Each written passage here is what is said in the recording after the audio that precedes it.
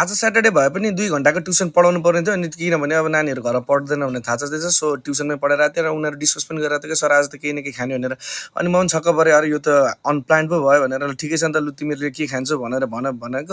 अब उनीहरूको चाहिँ अब अलवेज र अल टाइम फेभरेट नै खालि चटपटे भन्छ र हामी छेउको पसल होइन, जुन चाहिँ अब हाम्रो एकदमै काँक्राभिट्टाको रिनाउन्ड चटपटे मा चाहिँ गयौँ होइन, जुन चाहिँ हाम्रो स्कुलको छेउमा पनि छ। अनि यता चाहिँ भाइले पनि चाहिँ सुरुमा पाइहाल्यो, किनकि बाबाहरू पर्खिरहेको छ। अनि केटाहरूले चाहिँ यहाँ पालैपिलो सबैले पाइरहेको थियो। अनि एकदमै धेरै खुसी थियो कि अब होइन स्याटरडे पढ्नु आउनु पर्यो भनेर चाहिँ एकदमै उनीहरू चाहिँ होइन चिन्तित भइरहेको थियो। अब पढिसके पछाडि पनि चाहिँ होइन यसरी चाहिँ उनीहरूलाई दिँदै गर्दाखेरि हल्का भयो नि मोटिभेट हुन्छन् र पढ्छन् भनेर चाहिँ गरायो। अनि यतापट्टि केटीहरूले पनि पाइसकेको थियो। अनि यता दिप्सुले पनि खाँदै थियो।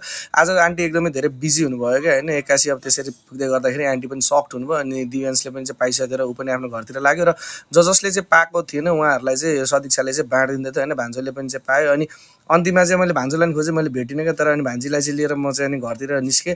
म घर आइसके पछाडि यो चाहिँ सिनिका पार भनेर हिजो बाबा मम्मीले मलाई भनेको भन्नुभएको थियो, तर भ्याएकै थिएन। र अब आज चाहिँ गर्ने नै भनेर चाहिँ टक्कसँग लाएर यतिको चाहिँ सिनिका पारेँ। अब त्यो नगएको जति चाहिँ ब्रस किन्नुपर्ने भयो क्या, त्यो तारको चाहिँ ब्रस किन्नुपर्ने भयो। अनि त्यो चाहिँ सफा गर्नुपर्ने छ। अनि अति नै पसिनै पसिना आउँथ्यो होइन, घाम बाबा लाएर त फोरै फोर पनि भइरहेको थियो होइन।